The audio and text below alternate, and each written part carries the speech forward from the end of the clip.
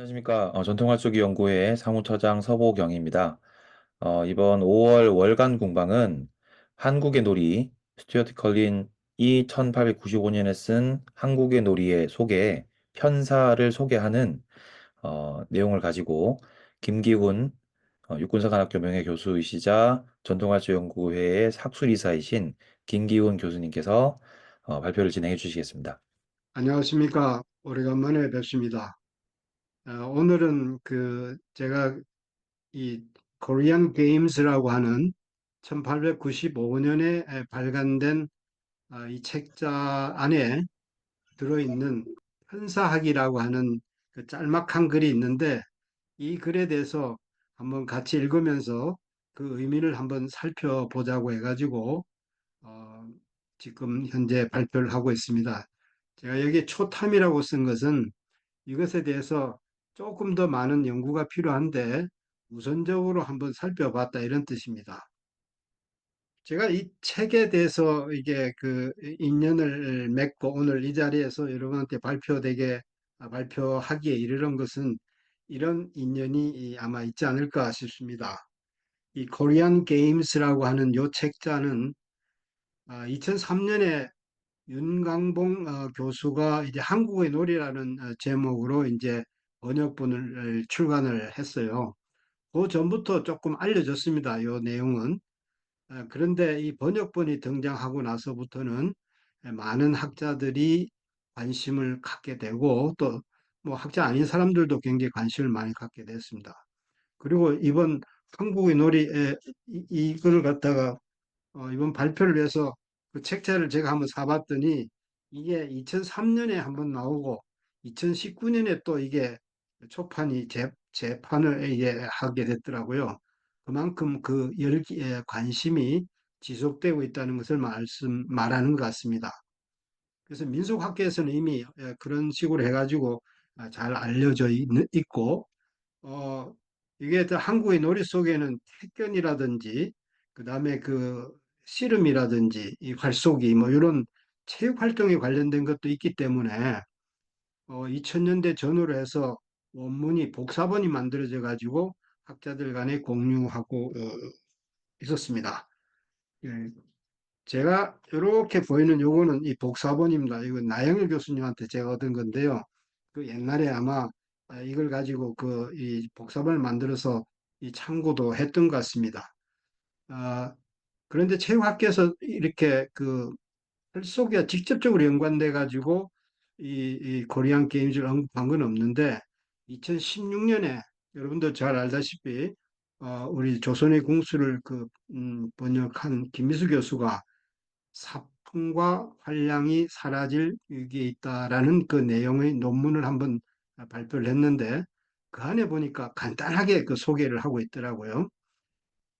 그 이와 같은 컬린이 미래 예언, 조금 부정적인 미래 예언이 그 속에 있다라는 것을 소개를 했고 번역본이 아니라 원문에 대한 각주를 달고 있었습니다. 그래서 어느 정도 체육학계에도 이제 알려졌다는 거죠.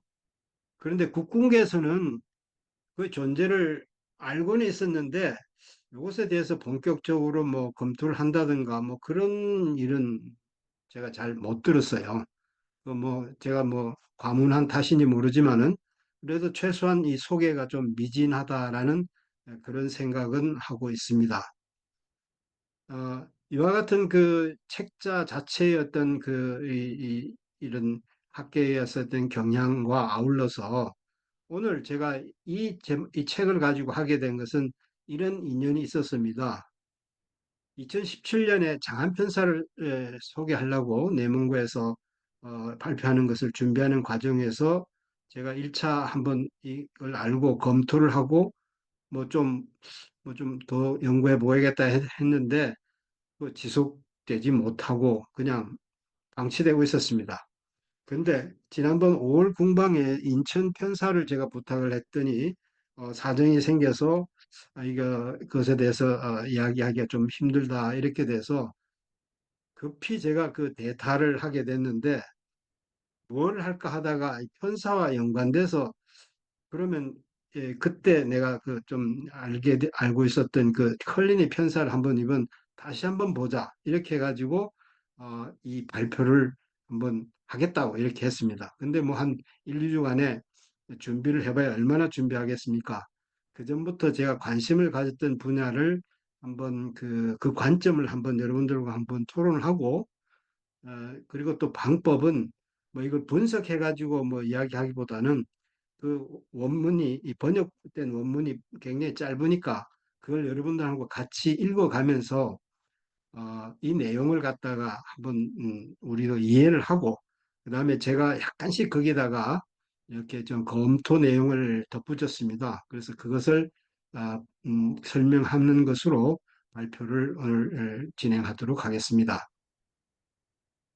왜 이런 주제를 택했는가 하는 것은 아까 인연에서 언급한 바와 같이 어, 옛날에 조금 했었는데, 알았었는데, 그때 이런 궁금증이 해결되지 못하고 있어가지고, 혹시 이번에 다시 한번 읽으면은 혹시 해결될까 해가지고 이제 선택을 했습니다. 뭐냐면은, 장안 편사, 백년사, 그리고 황학정 백년사에 보면은 이런 내용이 있었어요. 1894년 갑오경장을 계기로 타파되어야 할 구습으로 몰려서 우리 활속의 문화인 궁술이 파멸이 되고 서울을 비롯한 전국의 사정들이 폐허화되었다 이런 규절이 있는데 별로 그 어떤 사료적인 어떤 근거 없이 타파해야 할 구습이라고 하는 그 말을 썼더라고요. 그래서 활쏘기가 이제 군문에서 좌보 경장을 계기로 해가지고 이제 더 이상 사용되지 않았기 때문에 이것이 좀 상당히 그 좀 퇴조할 것이다라고 하는 것은 이해가 갔습니다만은 왜 활쏘기 자체를 타파에 구습을 했을까? 이것에 대해서 좀 궁금증이 있었습니다. 이렇게 이 타파엘 구습으로 몰렸을 때 실질적으로 그것이 구체적으로 우리들한테 알려진 것은 거기 나오는 바와 같이 독립신문에 1896년이죠. 94년 갑오경장 이후 2년 뒤에 이 서울 그 동소문 안에 있는 율목정에서 활을 쏘고 있기 때문에 이것을 이 순검을 데리고 가서 이걸 취체를 해서 하다 보니까 다 도망가고 뭐 그래서 뭐 남은 걸 어떻게 어, 돌려주고 뭐 회유하고 이랬다는 그 기사가 있는데 이것이 이렇게 활쏘기에 대해서 정책적으로 조선 정부가 이것을 좀 억압을 했다, 탄압을 했다, 혹은 이것을 못하게 했다라고 하는 근거로 우리가 삼아왔습니다. 근데 이거 말고 다른 어떤 그 자료적인 그 뒷받침이 없이 그냥 파파일 구습이었다 이런 식으로만 돼 있는데 여기 굉장히 궁금해서 도대체 이건 구체적으로 어떤 것이 구습이었을까? 여기서 이제 제가 그 구습이라고 하는 것에 대한 약간의 언급이 있는 것이 그 컬린의 어떤 편사 속에 있었습니다. 그래서 그걸 한번 이번 다시 한번 생각해 봐야겠다, 검토해 봐야겠다 해서 이 주제를 택했습니다. 오늘 소개하려고 하는 그 스튜어트 컬린의 그 코리안 게임스라고 하는 이걸 정확히 번역하게 되면 한국의 놀이라기보다는 저는 조선의 놀이라고 해야 될 것 같습니다. 그 당시가 조선이었기 때문에 이것은 그 스튜어트 컬린은 펜실베니아 대학의 그 고고학 박물관장을 역임한 인류학자입니다. 이 컬린이 1895년에 이 책을 발간했는데 한정본으로 550부로 이렇게 발간을 했더라고요.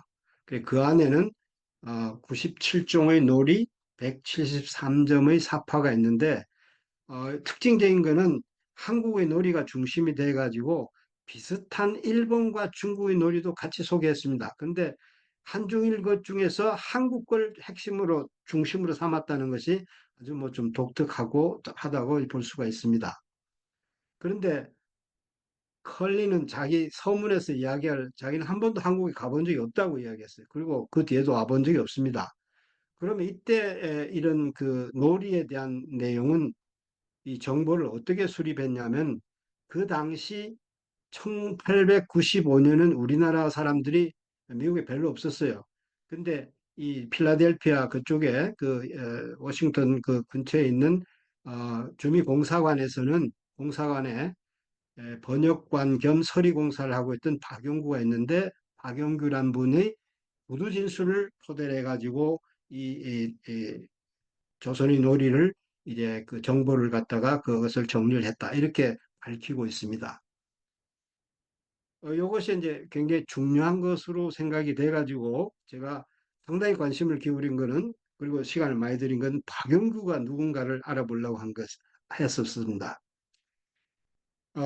그렇게 1895년에 이렇게 책자가 나왔는데 이 책자를 발간하게 된 여러 가지 그 계기, 시작은 1893년에 시카고 세계 박람회입니다. 조금 이따 설명하겠습니다. 그래서 만드는 이 책 속에서 활쏘기와 관련된 것은 오늘 하려고 하는 편사, 요거 오늘 중심으로 요거만 다루겠습니다만은 화살에 대한 이야기, 그리고 얘기에 나오는 사위편의 일부가 인용되고 있고, 그다음에 여러분 잘 아시는 기산 김중군의 그림이 두 점이 사파로 되어 있습니다. 하나는 융복 입은 그 군복을 입은 신화 사진, 무신 사진과 또 하나는 궁장이 활과 한량이 그려진 궁장이라는 그런 사파가 있습니다. 자, 이게 뭐 대체적인 이제 소론에 해당되는 거고 그 계기가 됐다는 건 시카고 스튜어트 컬리는 이 사람은 이거는 1920년 사진이에요. 원래 이 사람은 그 출생 연도가 1858년입니다. 그러니까 93년도 같으면은 한 35살쯤 됐을 때 상당히 젊은 나이 때 이제 이 관심을 가져가지고 이 책을 냈습니다. 인류학자하고 지금 모습 보면 상당히 그 원숙한 어, 이렇게 노학자로 보이지만은 그때 상당히 젊었을 때 이 책을 냈는데요. 국가유선청에 들어가 보니까 뭐 이 책 소개와 아울러서 이 사진이 있길래 그걸 인용했습니다. 이 컬린이 한국에 대한 관심 그리고 동양과 한국에 대한 관심을 가지고 계기가 됐던 그 세계 박람회는 1893년에 미국 시카고에서 열렸는데 이 타이틀이 컬럼버스 세계 박람회입니다. 그것은 컬럼버스가 1492년에 미국 대륙을 발견했다고 그러잖아요. 그러니까 400주년 기념으로 이제 열린 건데 그 1년 후인 1893년입니다. 이거 1895년이 잘못됐네. 1893년 5월 1일부터 10월 30일까지 6개월간 개최했는데 47개국이 참가했습니다. 여기에는 이 책의 저자인 컬린도 자신의 수집품을 전시하면서 참가를 했고요. 우리 조선이 이때 처음 참가를 했습니다. 최초로 우리나라가 해외 문화교류를 한 그 계기가 된 것이 시카고 세계 박람회인데 오른쪽에 보이는 게 조선관입니다. 여기에 12종 뭐 수공예품 중심이죠. 이런 것을 이제 전시를 했고 특이한 것은 그 악대 그러니까 그 악을 하는 악공들 10명을 대동해 가지고 전체 16명 그다음에 단장으로 정경원 이 대표가 이 단장이 돼서 요게 어, 참석을 했습니다. 오늘 이야기하려고 하는 관심의 박영규라고 하는 사람은 이 1893년 정경원 씨가 이제 이 시카고 이쪽으로 왔을 때 찾아와 가지고 나를 좀 채용해 달라.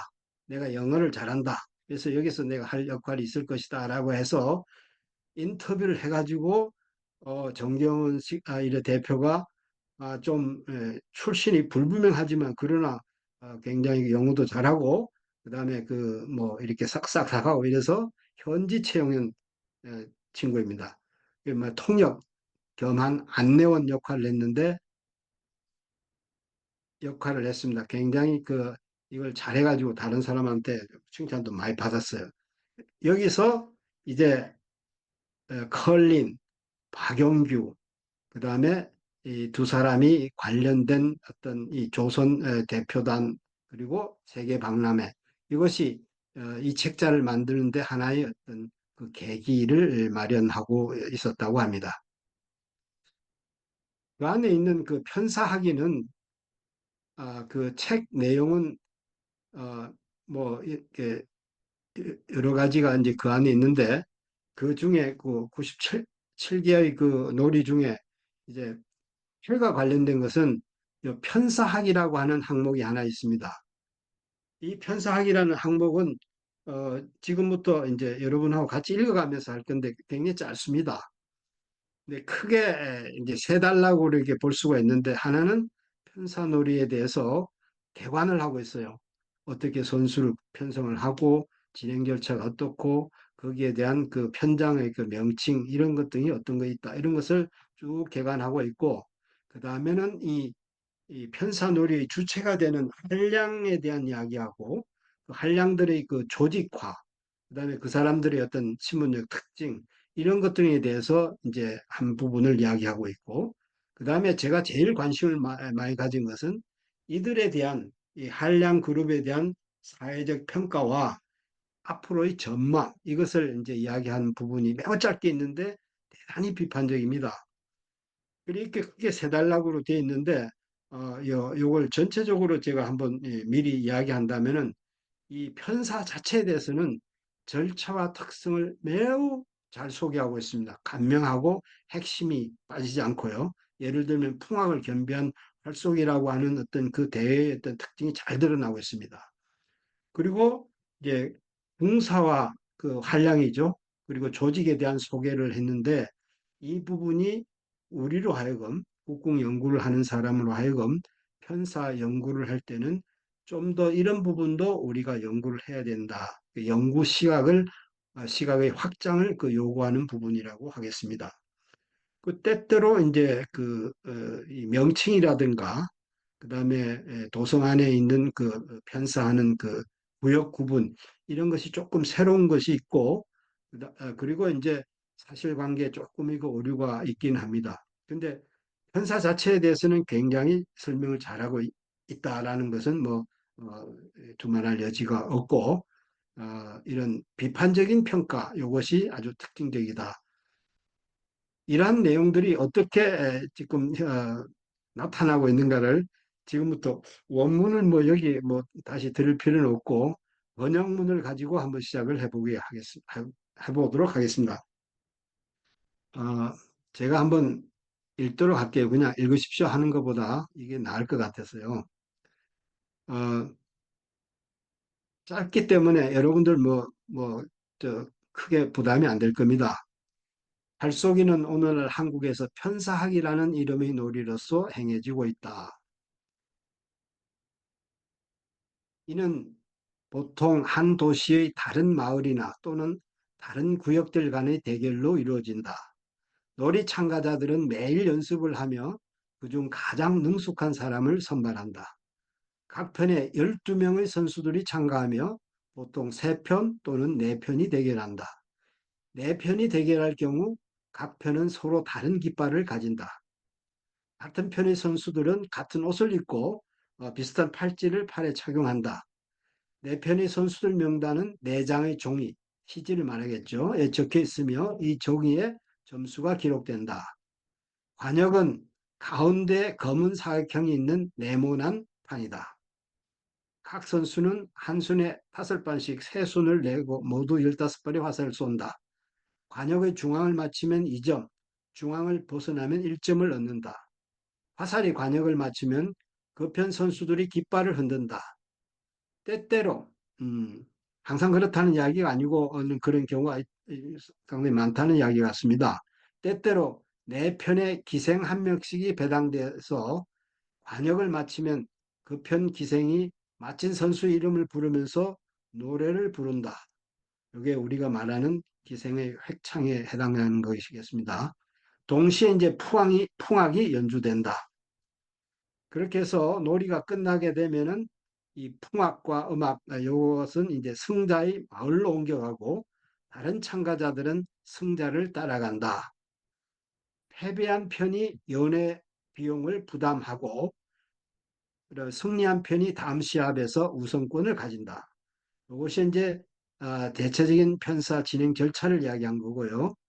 그다음에 명칭으로서 그리고 이제 바로 뒤에 있는 것은 그 편에서 가장 기량이 좋은 선수가 마지막에 쏘는 것이 관례이다. 라고 하고 종띠에 대한 이야기 같습니다. 그 다음에 리더의 명칭이 있는데 이게 조금 듣지 못한 것도 있어요. 편의 리더를 편장 또는 수띠, 즉 우두머리띠라고 부른다. 두 번째는 부편장 또는 부띠, 두 번째 띠라고 부르고 세 번째는 삼편장 또는 삼띠, 세 번째 띠라고 부르며 마지막 선두를 종띠라고 부르는데 이것은 마지막 띠라는 의미다. 이것이 편사에 대한 내용입니다. 에, 뭐 편사에 대해서 조금 아시는 분들은 이거 굉장히 뭐 내가 알고 있는 거하고 비슷한 것이 묘사되고 있다 이렇게 이야기할 겁니다. 뭐 그렇게 이야기만 하기엔 좀 저도 그렇고 해서 조선의 궁술에서는 이 편사가 어떤 식으로 묘사되고 있는가를 여러분한테 보여드림으로써 이 컬린의 편사 묘사와 실제 우리가 알고 있는 1929년에 발간된 조선의 궁술에 나타난 그리고 현재 그걸 우리가 상당히 뭐 편사 진행 절차로 인식하고 있는 것이 어떤가를 한번 제가 요약을 해봤습니다. 비교하기 위해서 조선의 궁술의 편사유기편에 보면은 편사라는 것은 민간 사정 한량들 간의 교무희, 무예를 비교하는 놀이다. 혹은 또 일종의 유희다. 그래서 놀이라고 이제 이야기하고, 이게 놀이라고 이야기하고 있고, 10가지 종류가 있는데, 그 중에 이제 갑종, 정식 편사가 3종이 있는데, 터편사와 동편사와 장안편사, 뭐, 이렇게 있다. 이렇게 돼 있고, 그 내용은 사원이 한 편당 15명씩, 세순 그리고 이 시수합산해서 승부 결정하는데 초중해, 재중해, 삼중해라는 선발전을 거쳐서 현장에 14명을 선발하고 맨 마지막에 선발하는 인원은 시수를 보고 그다음에 궁체가 좋고 신체 건장한 사람들을 뽑는다.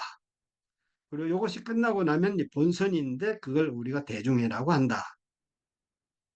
요 진행을 할 때는 숫띠와 종띠가 있고 이 관련된 사람들이 그리고 획관과 획관이 있고 획창이 있고 요걸 하는 사람들이 있고 그다음에 깃발을 관역에서 흔드는 거기 활량과 그다음에 이걸 뻗친 화살을 뽑는 장족 활량이 있고 그다음에 뭐 시지, 사정기, 관역이 어떻고 그다음에 풍악과 기생이 획창을 한다 뭐 이런 내용이 있고요.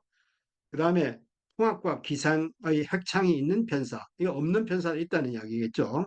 근데 있는 편사는 남자 한량의 획창 소리가 끝나면 누가 뭐 맞췄다 변이요 이런 것이 끝나면은 기생이 그것을 받아가지고 획창을 갖다가 노래를 하고 이에 따라서 풍악이 울린다.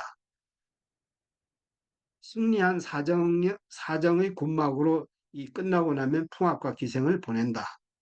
그리고 어, 진편이 이제 다음에 하자라고 이렇게 할 때는 편사 당일의 설비와 비용을 부담하게 된다. 이것이 조선의 궁술에 나오는 그 편사에 대한 내용입니다. 이게 뭐 장안 편사니 뭐 이런 것은 구분 없지만은 대체적으로 이건 어느 때나 하고 있다는 건데 부분적으로는 틀리지만은 대부분 앞에 이야기한 그 컬린의 묘사한 거하고 비슷해요. 그, 근데 조선의 궁술에 보면은 이제 종류가 3가지가 있다고 했는데, 아까 터편사라는 거는 사정과 사정의 편사고, 볼편사, 이 동편사라고 하는 것은 어느 한 구역에 있는 그 사정들이 연합을 해가지고 구역과 구역이 편사를 하는 것을 말하는. 그래서 남촌과 북촌 경기를 한다든가 이걸 갖다 골편사라고 그러고, 장안편사라고 하는 것이 있다. 이 장안편사는 조선시대 한성부가 있을 때 그걸 이제 장안이라고 불렀는데 그 한성 오부의 오부로 나눠져 있었는데 그 오부 한량들이 구역을 편을 갈라가지고 하는데 도성 안에는 한 팀, 도성 밖에 2팀. 그래서 서대문 밖에 저쪽 이쪽 지역에 북한산 이쪽 지역까지는 한 팀, 그다음에 한강 유역에 한 팀 이래가지고 도성안과 도성밖 해가지고 세 구역으로 나눠서 시합을 했고,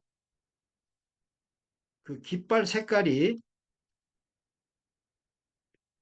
흰색하고 청백인데, 이때 중앙에 해당되는 것은 뭐 지금 현재 장안편사 할 때는 뭐 안에서 뭐 서로 이렇게 하지만은, 그때는 바깥과 연관되기 때문에 서대문 밖에 있는 노지사정이라고 했는데, 그쪽이 이제 중앙에 해당되기 때문에 황색이고, 도성안, 현재 도성 안에는 동쪽이기 때문에 청색이고, 저 한강변이 강교 있는 쪽에는 서쪽이기 때문에 백색이었다. 이런 내용이 조선의 궁술에 적혀 있는 편사에 대한 겁니다. 이런 내용이 나중에 또 보시면 구역 구분에 보시면 조금 틀리긴 하지만은 굉장히 유사하게 이제 그 묘사되고 있습니다. 그다음에 두 번째는 이제 그 주체가 되고 있는 한량들에 대한 이야기입니다. 아까 그 편사가 한량들 간의 사정 한량들 간의 시합이라고 조선의 공술에서 하고 있지만은, 여기서도 이제 그 이제 한량들 중심으로 이야기를 하고 있습니다. 공사들은 자신들만의 계층을 형성해서 특정 사회 집단으로 결속되어 있으며, 전성기 때만큼은 아니지만 아직도 번창하고 있다. 그들은 유한계층 또는 직업이 없는 사람이라는 의미인 한량이라고 불리며, 이들은 귀족도 아니고 군인도 아니다. 그들은 아무 일도 하지 않고 다만 이곳 저곳을 돌아다니며 아침부터 밤까지 오직 활 쏘는 일에 대해서만 생각하고 말한다고 전해지고 있다. 그들은 보통 두세 명의 나이 많은 궁사를 지도자로 삼고 있다. 여기서 아침부터 밤까지 활 쏘는 것만 이야기한다라는 이 기절이 이겁니다. They do no work but travel from place to place and are said to think and talk of nothing but arrow shooting from morning until night. 이것을 보면 제가 아주 참 재밌어가지고 여기 좀 한번 인용을 했습니다. 이것은 규절은 한량의 그 외형적인 특징을 참 잘 묘사하고 있습니다. 뭐 활만 쏜다, 또 다른 특별한 일이 없다. 근데 간과하고 있는 부분이 있더라고요. 이들 한량들이 그냥 노는 사람들이 아니고 즉 무관 선발 시험을 준비하는 그 계층으로서 활쏘기를 하고 있다라는 아주 그 핵심적인 내용이죠. 이것은 간과하고 이제 생략돼 있다 하는 것이 이거 좀 이번 제가 검토된 사항입니다. 이들이 있던 조직은 어떻게 됐느냐 하는 것은, 한량들은 서울이라는 도시 내의 각기 다른 지역에서 서로 다른 조직을 갖고 있다. 동쪽 조직은 하남촌 한량, 즉 남쪽 아랫마을 한량이라고 불린다. 이 특이한 사항은 그 조직이 위치한 장소에 기인한다. 서쪽 조직은 서촌 한량, 서쪽 마을 한량이라고 불리고, 남쪽은 남촌 한량, 남쪽 마을 한량, 북쪽은 북촌 한량, 북촌 마을 한량이라고 불린다. 그리고 색깔이 이제 이 오행에 따라 가지고 동쪽은 이제 초록색이고, 서쪽은 하얀색이고, 남쪽은 빨간색이고, 북쪽은 에조라고 하는 색인데, 요걸 뭐 북쪽 원래 그 검은색인데 여기는 보니까 짙은 하늘색, 이걸로 이제 표현을 하고 있습니다. 요 내용은 이렇게 하남촌, 서촌, 뭐 남촌, 북촌 이런 거 하는 것은 사실상 이 정보를 제공한 사람이 그 당시 한양을 좀 아는 사람, 박영이 확실히 아는 사람 같아요. 뭐 출신인지 아니면 뭐 오래 살아서 그런지 몰라도 이 구분하는 그 지역 구분은 당시의 그 한양의 민속 구분을 따르고 있습니다. 그런데 이 조직을 이야기하는데 어느 마을 한량, 어느 마을 한량 이렇게 하는 것은 뭐 새롭기도 하고, 혹시 이건 정보가 좀 잘못된 것이 아닌가? 저는 좀 잘못된 정보로 생각을 하고 있고, 특히 이것이 여기서 활터, 즉 사정에 대해서는 하나도 언급이 없기 때문에 그런 생각을 좀 정보가 좀 잘못되지 않았을까 이렇게 생각을 하고 있습니다.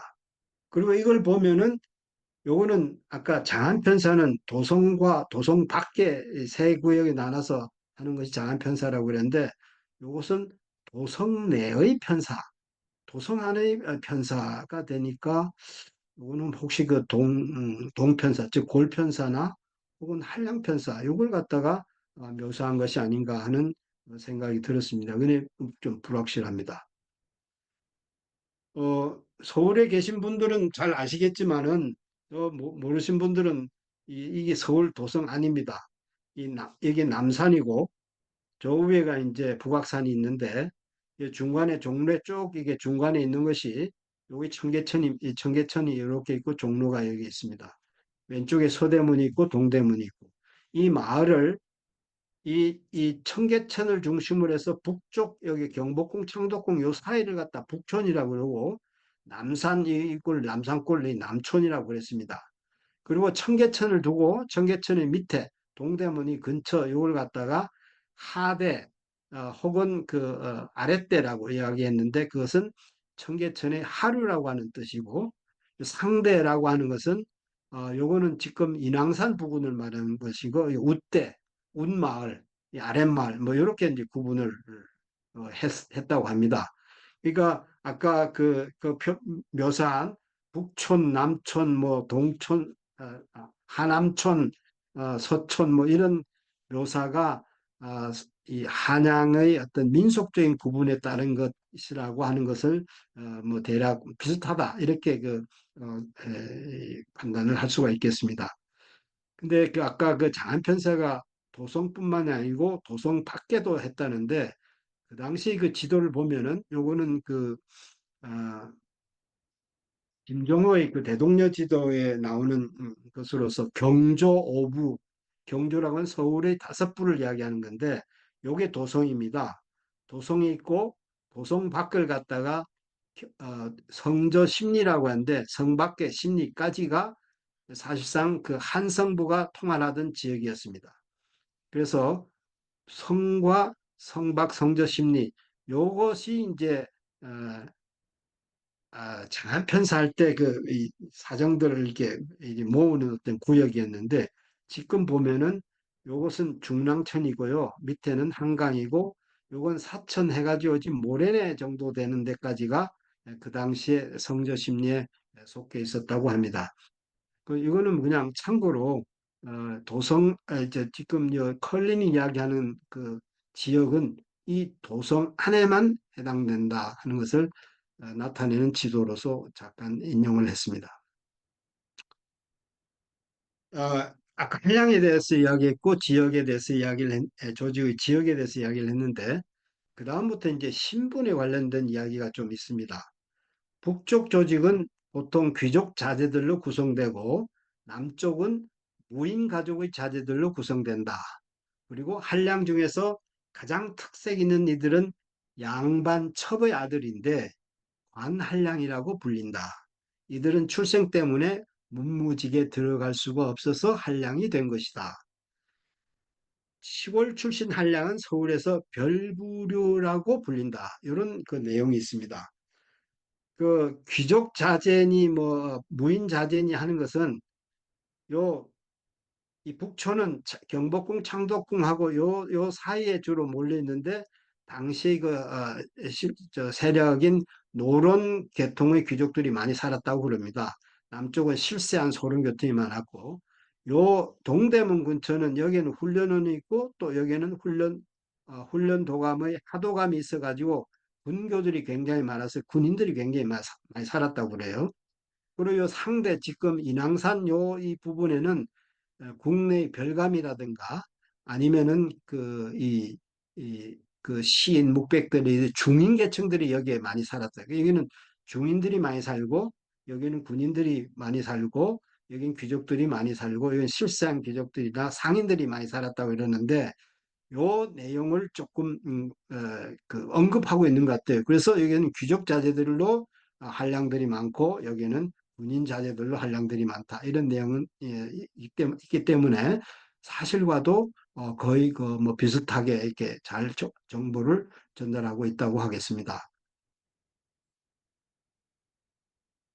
그런데 여기에 관한량을 양반첩의 아들이라고 했고 그래서 이제 서울이기 때문에 뭐 문무지 갈 수 없어 한량이라고 이제 이렇게 이야기하고 뭐 별부려를 시골 출신 한량이라고 하는데 요거는 좀 편향된 설명이고 별부려에 대한 설명도 조금 틀립니다. 그러니까 요거는 이제 조금 간단하게 우리가 찾아볼 수가 있는데 조선의 공술에 보면 괄한량이라고 하는 게 나옵니다. 이거는 조선 후기에 들어가면 사대부 자손이 묵과 응시자가 적게 됐죠. 그래 그 이유를 갖다가 이중화 조선의 공술 저자는 사족들이 응시 열망이 없었다. 왜냐? 문관이 무인을 천시하는 풍조가 있었기 때문이고, 그 다음에 이 저 문인들 사대부 자손들이 책 읽고 뭐 이렇게 하는 시험에는 강세는 강하지만은 활쏘기 같은 무에는 좀 부족하기 때문에 응시가 적었다. 그 다음에 세 번째는 이 당시 망과라 해가지고 굉장히 많은 사람들을 뽑았기 때문에 직책이 별로 없었어요. 무인들 중에. 그래서 등과를 하더라도 망과 이후에 관직에 나가기가 쉽지 않았기 때문에 사대부 자손들이 묵과응 시대가 적게 되었고 이에 따라서 정부는 여러 가지 그 정책을 갖다가 대응책을 내놨는데 숙종대 장려책으로 내놓은 것이 원무청을 설치해 가지고 양반의 자질, 아들과 조카를 청구해서 무예를 연습케 하고 이들을 훈련도관과 어연청에 있는 새로 신설된 권무청에 소속되게 해가지고 무예를 이제 연마해서 하도록 했는데 이들에게는 한번 테스트를 하고 바로 그 임금의 전시에 이게 간다든가 이런 식으로 해서 등과 이 무과 합격하기에 굉장히 유리한 어떤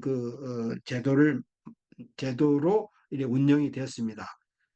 그 여기에 있었던 사람들, 즉 양반의 자질이 관한량인데 이것이 뒤로 가서 양반의 그 서얼들이 여기에 왔는지는 모르겠지만은 그러나 그는 부분적인 현상이고 전체적으로 보면은 양반의 그 뭐 꼭 서얼이 아니다 하더라도 양반의 아들과 조카 이런 양반의 그 사족들을 여기에 그 묵과에 많이 응시케 하기 위해서 설치된 그래서 그때 묵과를 보기 위해서 이렇게 준비하던 친구들을 관한량이라고 불렀다고 합니다. 그렇기 때문에 컬린이 소개한 편서에서의 관한량에 대한 설명은 조금 좀 편파적이다, 부분적이다 이렇게 이야기할 수가 있고요. 그 다음에 그 별부료라고 하는 것이 있는데 여기에는 한량도 있고 궁관도 있습니다. 이 별부료 궁관은 제가 위키백과 논문도 있습니다만 위키백과의 내용을 간단히 보면은 요거는 조선 후기에 평안도와 함경도 지방의 출신 무사들을 우대하기 위한 정책으로 총융청하고 용호에 특별히 두었던 공간입니다. 숙종대 배려하기 위해서 이 지역 무사들이 중앙의 무관으로 보다 영리하게 진출할 수 있도록 배려한 것입니다.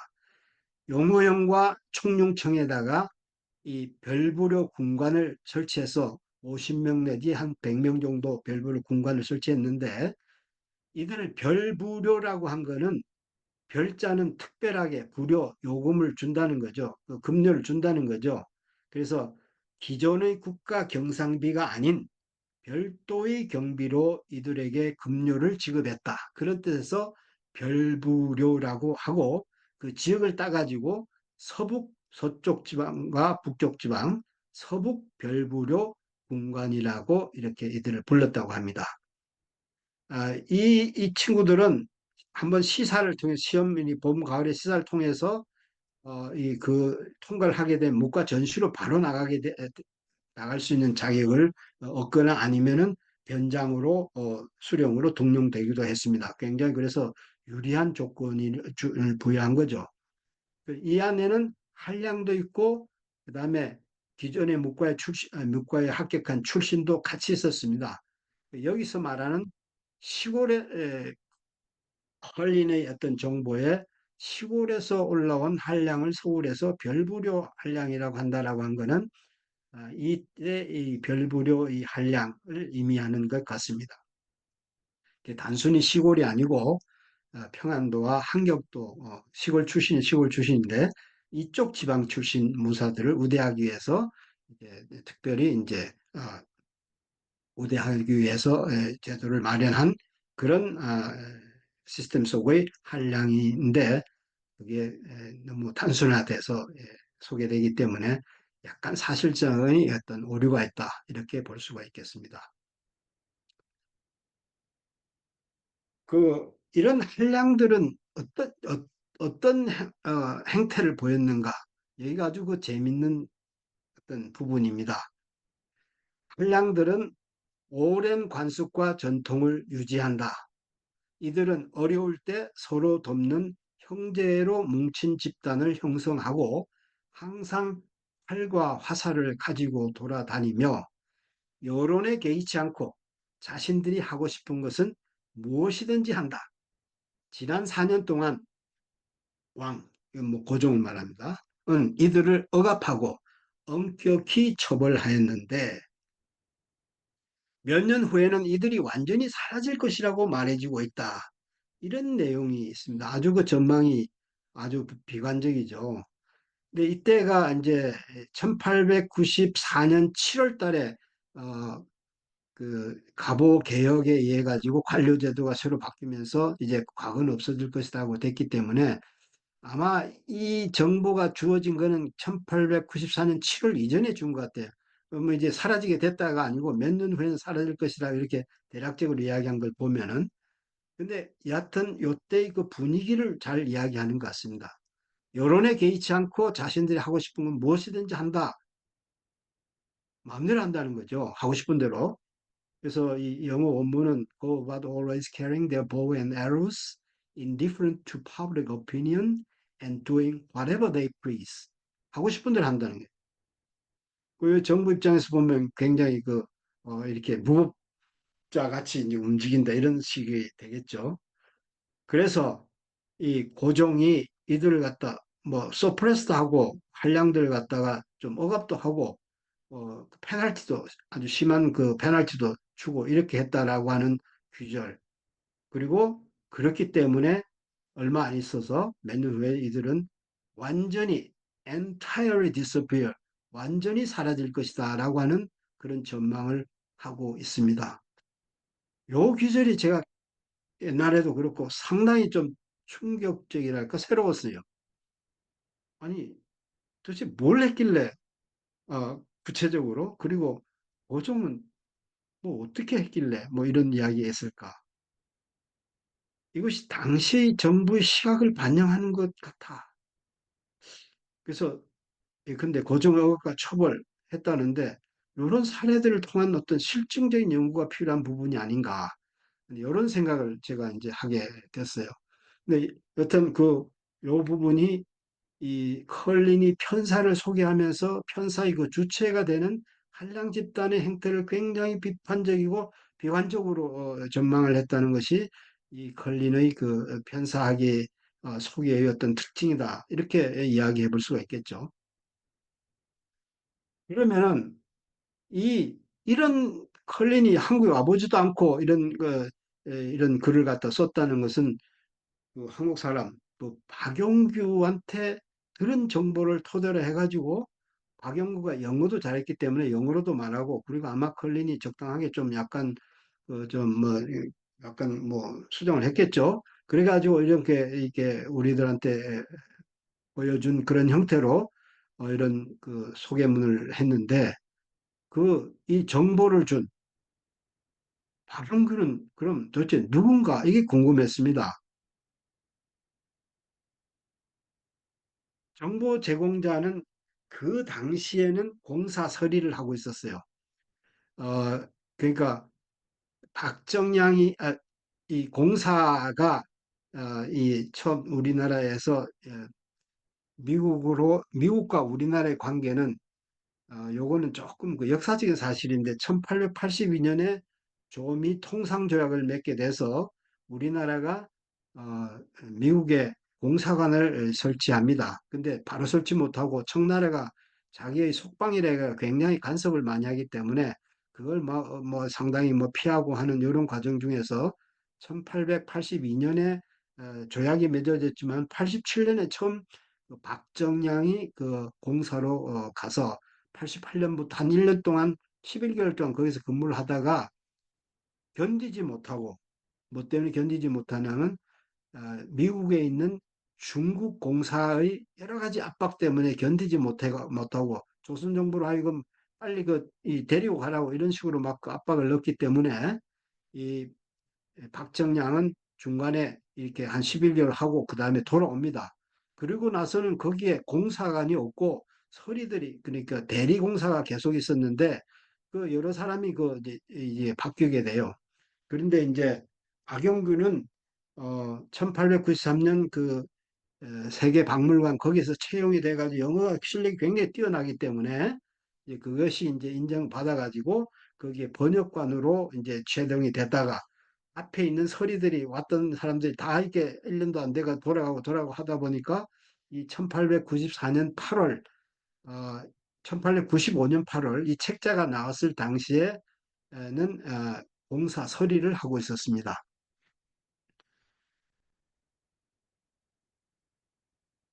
그, 이 박용규에 대한 평가는 이 채용됐을 뿐만 아니라 이 당시에 윤초가 전시관을 방문했는데 그 윤초의 그 영민 일기에 의하면은 거기에 안내하는 친구들 중에 다른 사람들 다 뭐 좀 형편없는데 박용구만은 좀 뛰어나다. 이런 업무 능력을 인정하고 박용규와 굉장히 그 대화도 많이 나눈 어떤 그런 관계를 그 일기에 적고 있습니다.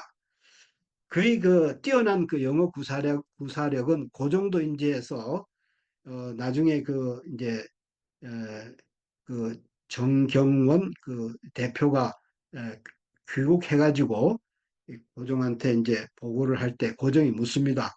그래 그 박영구가 그 굉장히 영어 잘했다며 그러니까 그 참 영어 잘했다. 그리고 거기 서병구도 있는데 서병구는 영어를 뭐 조금 해가 이렇게 좀 의사소통이 가능할 정도이지만은 박영규는 한 10년 동안 영어를 했기 때문에 날이 갈수록 영어가 발전하더라. 뭐 이런 이야기를 해서 그 정도 인정하는 뛰어난 영어 구사를 가지고 있었습니다. 그래서 공사관 번역관을 하다가 나중에 서리까지 이제 1895년 하고 그다음에 1896년에 귀국해서 그 당시의 외무부를 외부라고 그랬는데 외무부 번역관으로 이제 임명을 받고 그리고 미국에 갔다 와서 서재필도 미국 갔다 오고 뭐 이렇게 윤치호도 그렇고 이런 사람이 다 독립협회의 주요한 어떤 멤버들이잖아요.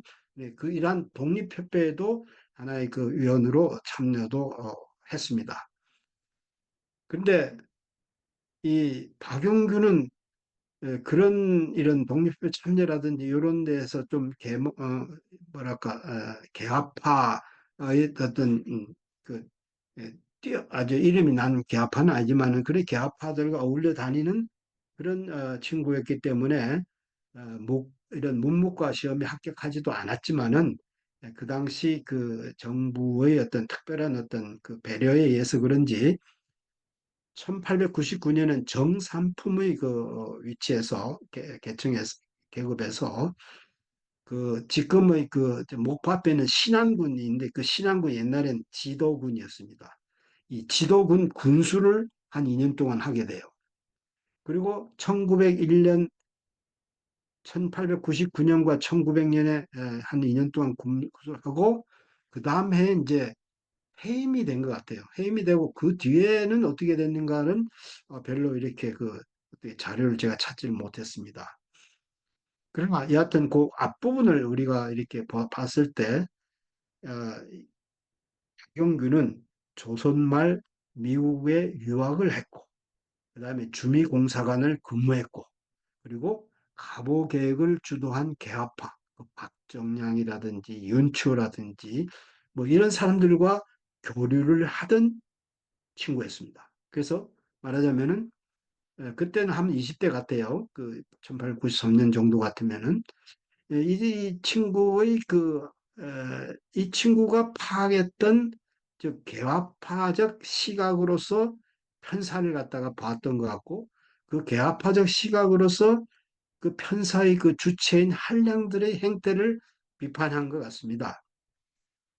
그래서 제가 생각한 그 소결론이라고 한다면은 헐린이 이 조선의 코리안 게임즈에서 소개한 편사는 저자에게 정보를 제공한 친미 계급화 인사인 박영규의 인식을 반영한 것으로 보인다. 그리고 이 사실은 가보 계획을 전후한 당시에 고종을 위시한 조정 관료들, 좀 그때 가보 경장인회가 개화적인 분위기가 많았을 때 조정 관료들의 한량 집단에 대한 부정적인 인식을 반영한 것으로 파악된다.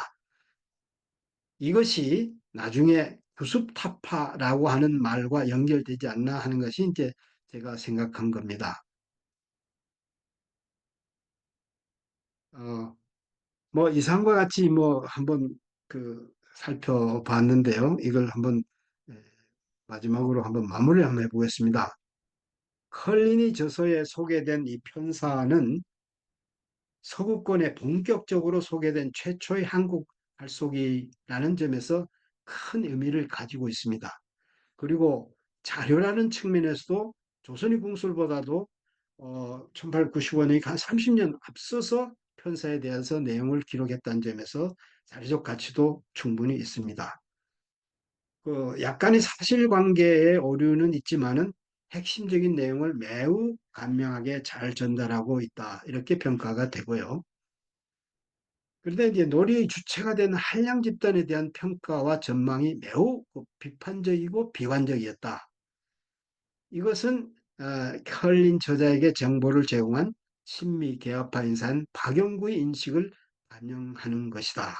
뭐 이렇게 볼 수가 있다. 그래서 요약하자면은 이 편사학이 컬린의 책자 코리안 게임스에 소개된 편사학위는 박영규의 편사에 대한 이해 그리고 그의 한량들에 대한 평가가 여기에 반영된 것이다. 이렇게 볼 수가 있지 않을까. 이것이 이제 제가 이번 검토하면서 나름대로 내린 결론입니다. 그래, 이게 어떤 시사를 하냐면은 갑오개혁 이후 활성기 활동을 갖다 금지했다는데 무과가 제도가 폐지되면은 활쏘기가 이제 더 이상 실질적인 계층 이동이라든가 상승, 신분 상승에 도움이 안 되기 때문에 활쏘기가 점차 퇴조될 것이라고 하는 것은 뭐 확실하죠. 그러나 활쏘기 활동 전체를 갖다 금지까지 할 필요는 없었을 것 같은데 이렇게 금지를 시켰다는 것은 한량들의 행태에 대해서 그 이전에 어떤 행태가 굉장히 국가 정부 차원에서 보면은 굉장히 좀 무법적이었다. 이렇게 판단하지 않았을까. 그렇게 생각됩니다. 그래서 그게 구습타파라고 하는 이름으로 된 것이 아닌가. 이렇게 되고요. 그렇게 됐다면은 이와 같이 구습타파라고 하는 관점에서 보던 고종이 이제 1899년에 독일의 왕자인 하인리의 방한을 계기로 해가지고 이제 방한에서 황학정을 갖다가 이제 건설하는 데 도움을 줬는데 이런 변화 과정 초기에는 이와 같이 굉장히 좀 한량들에 대한 부정적으로 했고 그 구체적으로 이런 강한 어떤 부정적인 어떤 평가를 하고 있었는데 1999년 이후에는 바뀌었다. 이런 것에 대한 어떤 이해 이것을 좀 심화시켜 줄 것이 아닌가. 그쪽에 쓸 내용이 좀 많아지지 않을까. 이렇게 생각을 하게 되었습니다. 뭐 여기까지 두서없이 주저리 제가 읊었습니다. 이상으로 이제 오늘 발표를 마치겠습니다. 네, 감사합니다, 교수님. 네, 너무 네, 고생 많으셨습니다. 자, 그러면 지금부터는 9시 한 30분 혹은 말씀하시는 그 내용에 따라서는 한 10시 조금 안 되게까지 오늘 발표하신 내용에 대해서 질문과 토론하는 시간을 가져보도록 하겠습니다. 저희 월간 공방의 질문 토론은 따로 지정 토론자가 계시지 않습니다. 여러분들께서 누구든지 편하게 음소거 해제하시고 그 다음에 말씀해 주시면 되겠습니다. 안녕하세요. 네, 강의 안녕하세요. 잘 들었습니다. 궁금한 게 있어서 질문 드리려고 합니다.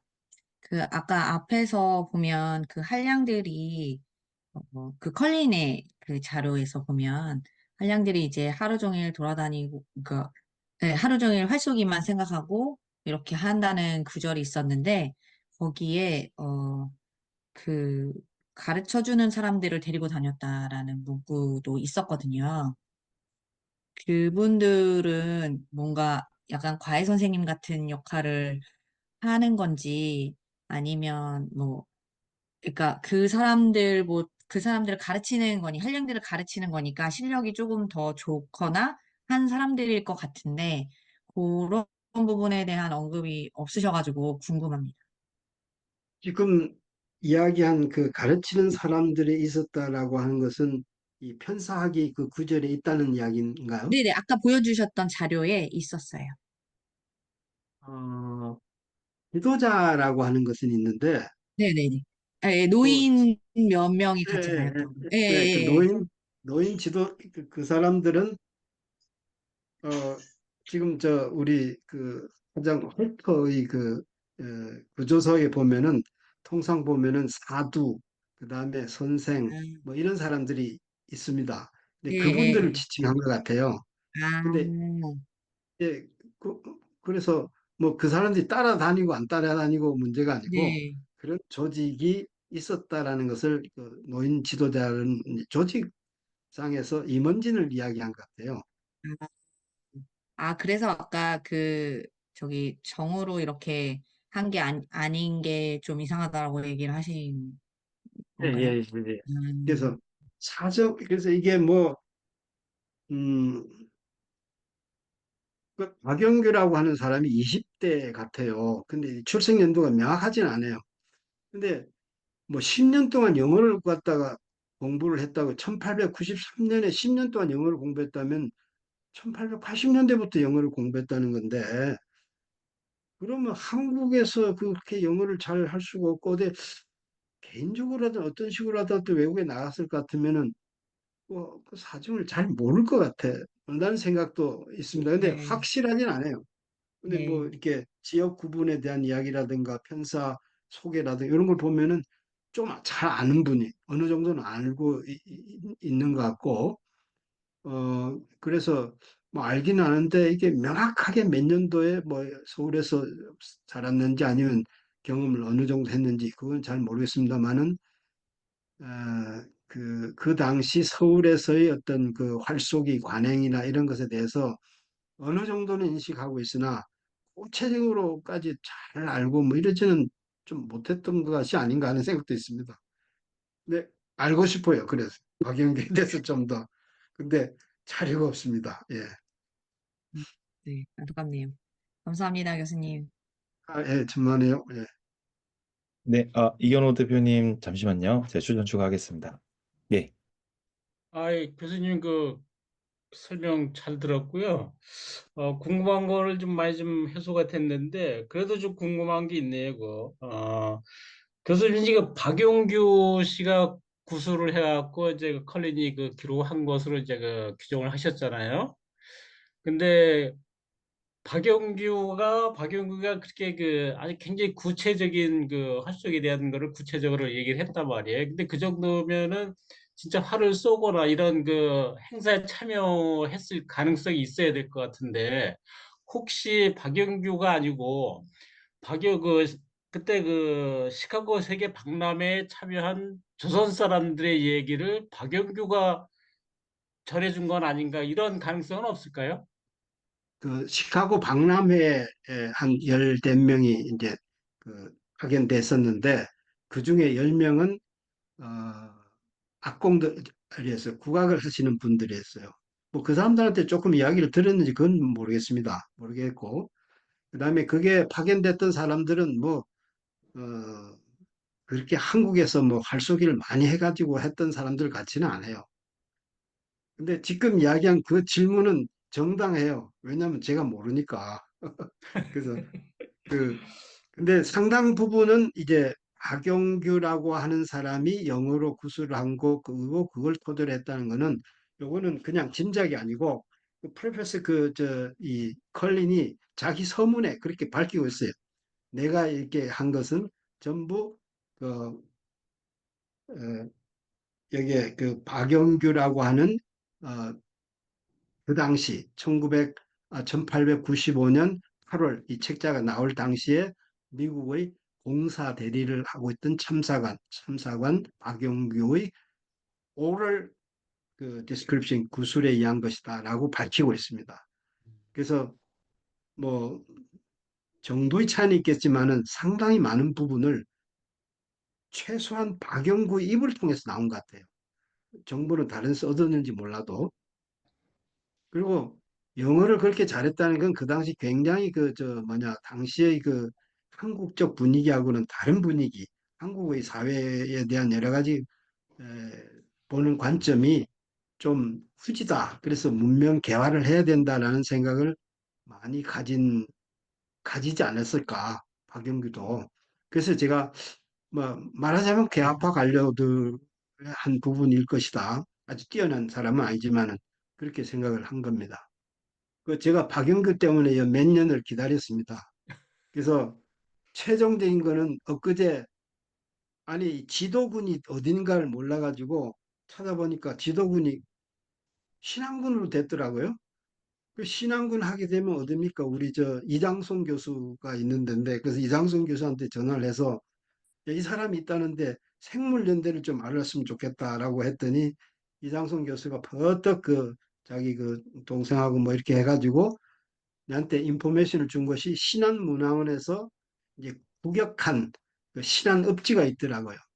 그 어, 신안읍지에 보니까 1899년부터 1900년까지 세 번째 군수 역할을 했는데 다른 군수들은 전부 다른 어디 지역으로 군수로 갔다 됐는데 박영구만은 돌아갔다라고만 돼 있어요.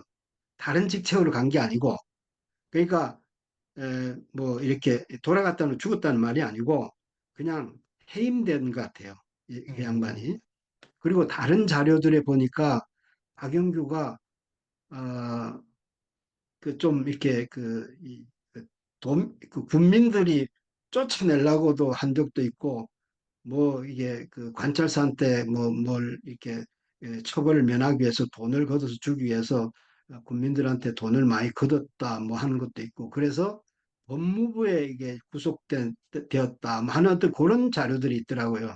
그래서 마지막은 그렇게 뭐 이렇게 좀 마지막에 그 뒤에 관직을 못했던 거는 그런 사유가 좀 연관되지 않는가 싶어요. 근데 이건 뭐 직접적 연관이 없어서 뭐 제가 말씀을 안 드렸는데 하여튼 그 이 뒷부분은 별로 그렇게 그 활약상이 뭐 그 두드러지 않았던 분 같아요. 그러나 앞에서는 영어 잘하고 아주 공손하고 미국 공사관에 가서도 큰 역할을 할 정도였던 그런 재능이 있는 젊은 개화파 관료였던 것 같습니다. 그 이번 것 때문에 제가 별로 다른 공부하지 않았던 그 조미 이 조약 그다음에 그 조미 관계사에 대한 책도 좀 보고 해가지고 그래서 좀 새로운 그 점도 좀 읽을 수 있어가지고 상당히 짧은 기간이지만 재미있게 지냈습니다. 네, 이건호 대표님 혹시 뭐 추가적인 질문 있으신가요? 아까 활용 교수님도 그 말씀을 하셨는데 그 고종이 억압을 했다고 한 게요. 이게 그러니까 요 글을 쓰기 4년 전이면 1799년, 98년 정도. 890년, 1890년 정도. 예, 그러니까 1890년. 예. 그 그 시기에 그러면 실제 그 문과는 열렸잖아요, 교수님. 국가는 1894년 6월 달이 마지막입니다. 그 이전을 억압을 했다는 얘기가 되잖아요. 문과가 열렸음에도. 한량들을 억압했다는 거지 무과를 어떻게 했다는 건 아니고 그 한량들을 억압했다는 게 다른 그 사료에도 좀 있나요, 그런 거는요? 아니, 그걸 내가 못 찾았다니까요. 그래서 실증적인 어떤 그 뒷받침이 있어야 된다. 4년 음, 동안, 그게 4years, 4년 동안 왕이 서프레스하고 페널티도 줬다. 이렇게 명시가 돼 있어요. 아니, 그렇게 그 글에. 그래서 그거는 앞으로 좀 이렇게 좀 연구가 좀 돼야 될 부분으로 그렇게 생각을 했습니다. 고종실록을 내가 뒤져봤더니 예. 이게 고종 초기에 지금 저 경희궁에 경희궁이 아직 그 폐궁이었잖아요. 그 경희궁 와서 나중에 화학정이 들어서게 된 그 자리에 그 앞서 몇 사람들이 이제 와가지고 거기를 헐트로 만들어가지고 뭐 하다가 걸렸어요. 아무리 폐궁이라지만은 이게 궁궐인데 여기에 들어와서 하면 되느냐 해가지고 그 사돈이 뭐 이런 사람들을 뭐 이렇게 구속을 해가지고 뭐 무슨 페널티 줬다는 그런 기사는 하나 있어요. 근데 그거는 훨씬 앞이고. 그리고 또 이런 그 한량들의 일반적인 행태와는 조금 다른데, 그럼 한량들이 도대체 어떻게 했길래, 그러니까 they did whatever they please. 좋아하는 건 아무거나 다 했다라고 하는 이 기절이 너무 참 재밌기도 하고 지멋대로 했다는 소리거든요. 지멋대로. 그- 그래서 이제 그런 인식이 어느 정도 역할을 해서 구수타파라고 하는데 딱 걸리지 않았을까. 뭐 그런 생각이 좀 들었습니다. 그럼 소설 같은 이야기죠, 그 부분은. 그러니까. 네, 굉장히 좀 흥미롭고 그러네요. 예. 그리고 아까 그 중간 편사 내용 중에 좀 새롭게 와닿는 게요. 기생핵창을 지금 공통으로 하잖아요. 기생핵창을 장안 편사나 인천 편사는 같이 하잖아요. 이게요. 어떤 팀에 음, 소속돼 있는 게 아니고요. 음, 근데 여기에 보니까는 각 팀별로 한 명씩 배치를 해놨단 말이죠. 기생액장을.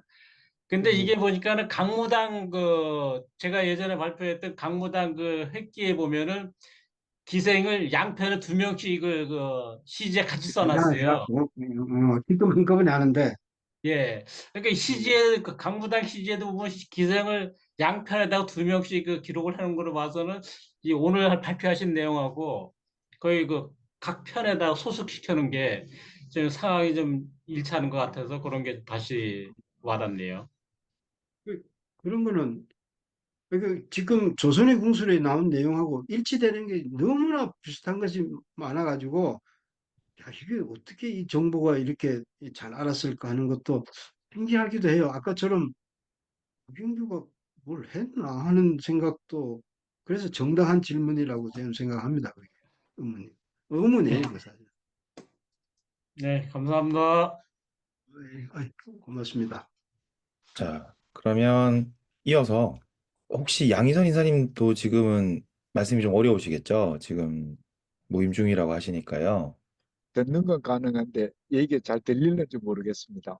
아, 네네. 지금 말씀하시는 건 잘 드리고 있습니다. 아, 그렇습니까?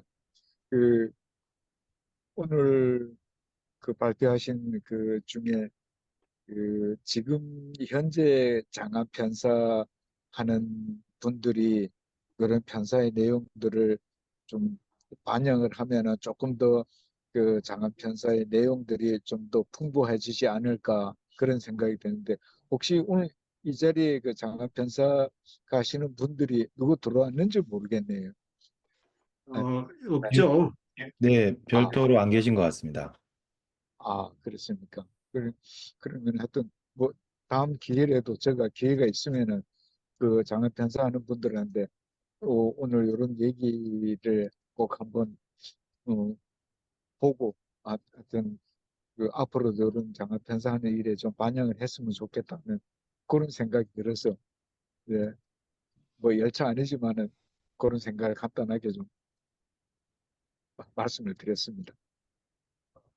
네, 저희가 그 오늘 발표도 다른 월간 공방과 마찬가지로 저희 그 사무국장님께서 잘 정리해 주셔가지고 유튜브로 공개를 할 예정입니다. 그래서 유튜브에 공개가 되면 그거를 그대로 좀 전달해 주시면 네, 좋을 것 같습니다. 예, 예, 고맙습니다. 저는 이상입니다. 네, 이사님 살펴 올라오십시오. 예. 네, 자, 그리고 현중순 회장님 지금 들어와 계신데요. 현중순 회장님 말씀 한번 들어볼 수 있을까요? 교수님, 그 귀한 자료를 다 이렇게 찾아가지고 이렇게 말씀을 해주셔서 많이 또 흥미롭고 재미있었습니다.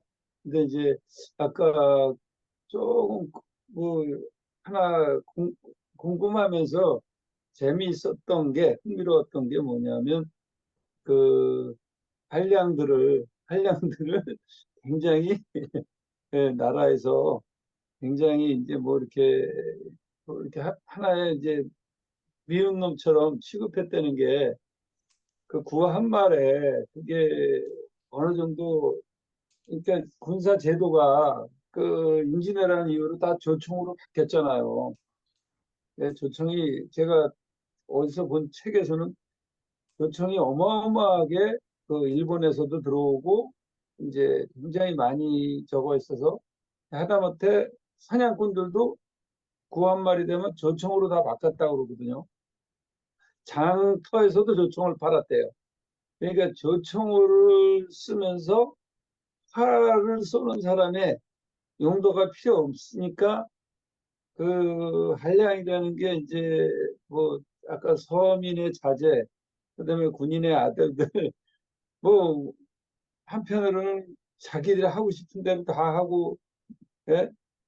군대에서 필요가 없어졌잖아요. 예? 총을 안 쏘니까 총을 쓰는 사람이 아니니까 아마 그러니까 더 밉상이지 않았나. 술을 먹고 희생 데리고 다니면서 예? 자기들 하고 싶은 대로 하나의 행패처럼 보이니까 개화파의 눈으로 봐서는 완전히 밉상이겠죠. 예? 예, 그렇게 생각을 하고 있는 것 같아요. 저 역시도 그 사람들이 굉장한 밉상으로 보였을 거다. 하나의 퇴폐적인 하나의 집단으로밖에 보이지 않았을까. 예? 그렇게 돼서 그러니까 조선 왕조의 이제 하나의 골칫거리처럼 보이지 않았나. 저도 그렇게 생각을 하고 있습니다. 아마 그게 어느 정도 맞지 않았을까. 예, 교수님 저기 발표하신데 조금 덧붙여 봤습니다. 네, 예, 이상입니다. 예, 좋은 생각입니다. 우리가 한량이라고 하면은 뭐 그렇게 공식적으로는 무과를 준비하는 하나의 그 호반들 이렇게 조금 돈 좀 있고 시간도 있고 또 신체도 건강한 그런 사람들을 하지만은 우리가 통상적으로 이해하는 건 한량하게 되면 돈 잘 쓰고 잘 노는 이런 사람들이라고 우리가 뭐 많이 이야기하잖아요. 그러니까 그렇죠. 한량이 이렇게 저 뭐냐 활을 쏘고 이렇게 하면 말하면 신체적인 활동을 많이 하고 나면 그다음에 여유가 있으면 저녁에 술도 먹고 뭐 이렇게 하게 되는 이게 사실 이렇게 서로 뭐 이렇게 어울릴 수 있는데 그 어느 한 기능이 딱 없어지고 나면은 남은 거는 잘 놀고 잘 쓰고 뭐 하고 뭐 그러고 하다 보니까 자기 하고 싶은 대로 하는 그런 부정적인 면만 이 시기에 와서는 상당히 부각되지 않았나. 뭐 네. 우리 저 현종순 우리 부공장님 이야기하는 게 저도 동의를 합니다. 그런데 이 사람들이 하고 있는 이 편사에 대해서 혹은 활쏘기에 대해서 새롭게 인식을 하고 장려를 했다는 것은 그런 의미에서 봤을 때는 고종의 인식 전환이 굉장히 크다. 그럼 그 사이에 뭐 어떤 일이 있었냐? 뭐 이게 저 뭐냐 한이 왕자가 와가지고 뭐 그거에 대해서 아주 뭐 그걸 칭찬을 했기 때문에 그랬다. 이렇게도 우리가 통상 이해하고 있는데 그거 말고 또 다른 이유는 없을까 고종이. 근데 저는 그것도 좀 생각을 하고 있습니다. 말하자면 고종은 뭔가 사회 질서를 옛날식으로 바꾸고 싶고 그 옛날식은 유교를 바탕하는 걸 바꾸고 싶고 그렇게 하게 된 근본을 중시한다는 입장에서 본다면은 상당히 이런 그 활쏘기가 이런 그 예절을 중시하고 따라서 이 말하자면 그 정부나 이런 데다 반항하는 것이 아니라 순종하는 어떤 그런 어떤 의식을 돋구는 어떤 그런 운동이다. 그런 활동이다. 이렇게 생각이 돼서 말하자면 복고적인 어떤 정책에 부응하는 하나의 그 스포츠라는 생각도 알게 모르게 고종이나 혹은 그 주변에 있는 관료들이 생각을 했기 때문에 이 활쏘기를 장려하지 않았나. 뭐 통상적으로 이해하는 것하고는 조금 다르지만 저는 그런 생각도 좀 듭니다. 예, 그, 특히 그 당시 고종 때 대한제국 때의 그 슬로건이 옛날을 배우고 돌아가자 하는 어떤 그게 굉장히 많았거든요.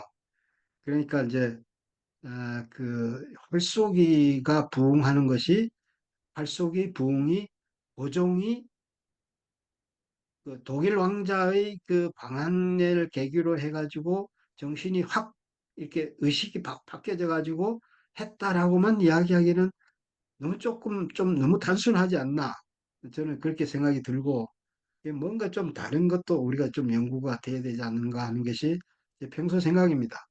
근데 연구돼야 된다고까지만 지금 생각하고 있지 뭐 제가 한 건 아니고요. 예, 감사합니다. 예. 네, 잘 보겠습니다.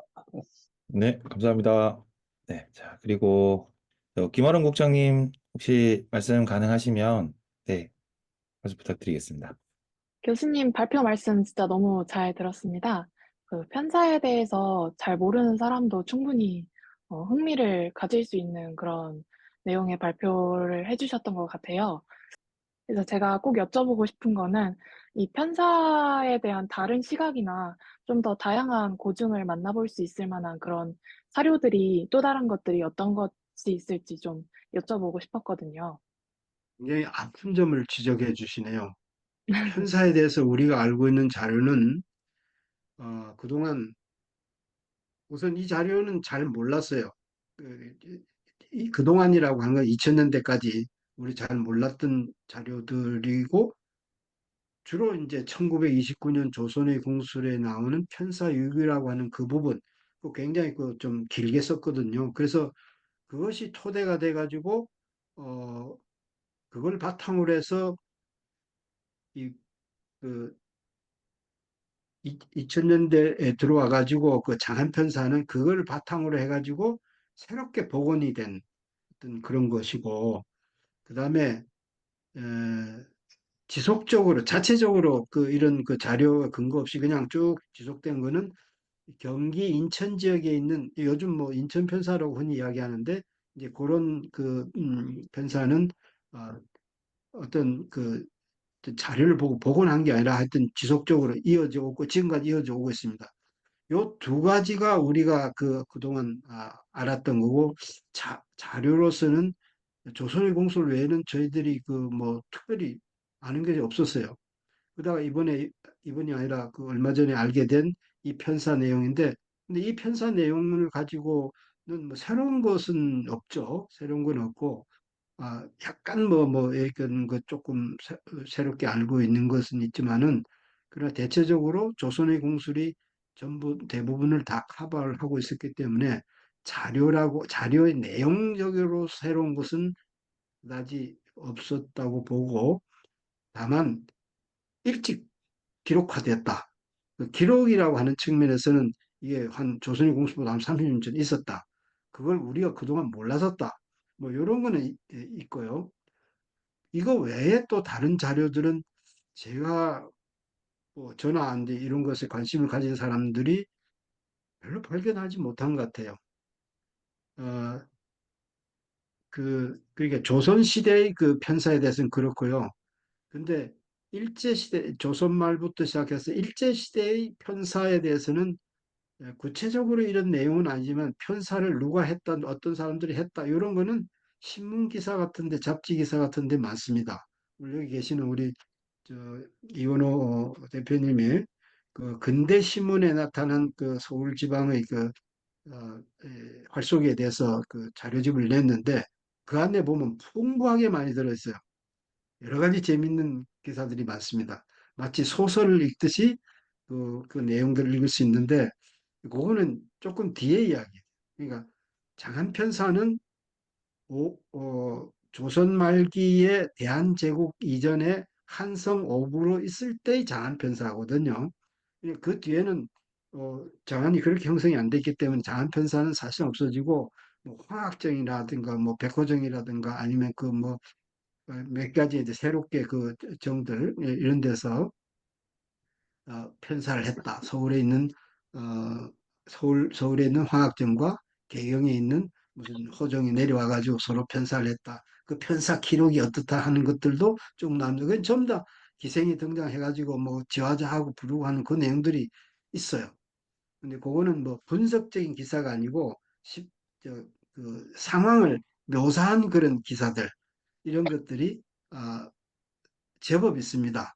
제법 있는데 그건 신문기사 자료가 그 제법 있고 아주 뭐 분석해가지고 한 자료는 뭐 아직까지 뭐 발견이 안 된 것 같아요. 이상입니다. 네, 말씀 감사합니다. 네, 감사합니다. 자, 그러면 마지막으로 예, 김상일 회장님께서 지금 마이크가 좀 가능하신 것 같습니다. 그래서 음성 해제 요청 드려가지고 말씀 듣고 그 다음에 마무리해 보도록 하겠습니다. 오늘 교수님 발표 잘 들었습니다. 또 새로운 자료를 발굴하셔가지고 또 발표를 해주셔서 감사하게 생각합니다. 별다르게 제가 또 추가할 이야기는 없는 것 같고 자료를 우리 김아론 국장이 잘 정리를 해서 또 자료집화를 해주시기를 바라고 오늘 김 교수님 발표 준비하시느라고 많이 쓰셨습니다. 감사드립니다. 감사합니다. 예. 네, 교수님 혹시 마지막으로 뭐 하실 말씀 있으실까요? 이번 제가 한 거는 우리 그 속말로 그 빵꾸를 띄운 거고 조금 유식하게 말하면 핀치히터 정도라고 할까? 그래서 사실 이 갑작스럽게 이렇게 하다 보니까 뭐 좀 우왕좌왕하긴 했지만은 한 2주 동안이 굉장히 재밌었어요. 뭐 별도 별로 안 냈습니다. 근데 뭐 요거 좀 이것저것 하다 보니까 근데 그 중에 하나 우리 국궁계에 조금 도움이 되지 않을까 싶은 것이 어, 우리가 현재 우리나라에서 진행되고 있는 여러 가지 해외 유물들에 관한 조사 작업 이런 것을 좀 간과했던 것 같아요. 상당히 우리한테는 도움이 되는 것이 제가 보니까 뭐 독일에 있는 어떤 독일의 함부르크인가 어디 박물관을 그 조사를 쭉 한 거 보니까 거기에 목궁이 나오더라고요. 목궁이 1m 한 20cm 정도 된다고 그러고 그 목궁 사진하고 이게 있는데 아직은 뭐 우리나라에 남아있는 목궁이 없어가지고 참 뭐 저 뭐냐 여기저기 뭐 우리 찾고 막 그렇게 하는데 잘 이게 해외에는 어떻게 그게 전달됐는지 모르지만은 그런 어떤 그 유물이라든가 이런 것에 대해서 좀 우리가 좀 살펴볼 수 있는 어떤 그것이 아니 이걸 국내에서 못한다면 해외에도 눈을 돌려야 되지 않을까 하는 생각을 했고 또 오늘 뭐 소개하지는 않았습니다만은 요 저 한국의 놀이 여기에도 그 화살들이 이렇게 있는데 화살 그 주기한 게 보니까 한량, 신, 김, 기혁 해가지고 그 몇 개가 이렇게 있고 그 말하면 주기하는 글을 쓰는 것이 요즘 우리가 뭐 대충 뭐 조그만하게 쓰는 것이 아니라 아주 큼직하게 화살에다 써놓더라고요. 이런 것이 이게 여기는 필라델피아의 펜실베니아 대학의 박물관에 있는 걸 갖다가 이 책에는 게재를 했는데 그 아까 이야기한 그 독일 그쪽에서 발견했 독일에 있는 박물관의 걸 갖다가 우리 문화재청이나 이제 중앙박물관 같은 데서 파견해 가지고 그걸 조사해서 그걸 책자로 한 어떤 그런데 보니까 거기도 한량, 신, 누구 이런 식으로 해가지고 적힌 그 화살들이 있더라고요. 옛날에는 그렇게 적어야 했나? 그렇게 주기를 큼직하게 해야 됐나? 하는데 그런 생각도 들고 좀 흥미로웠어요. 그래서 국내 박물관에 있는 유물만이 아니고 해외에 있는 활과 화살과 그 장구들 이런 것에 대한 관심도 우리가 가질 필요가 있는데 지금은 그것을 할 수 있는 기반이 굉장히 많이 닦여 있다. 안 나가도 우리 국내에 이미 연구를 해가지고 한 사람들이 하고 그걸 자료를 갖다 공개하고 있는데 우리가 몰라서 접촉을 못했다. 그래서 앞으로는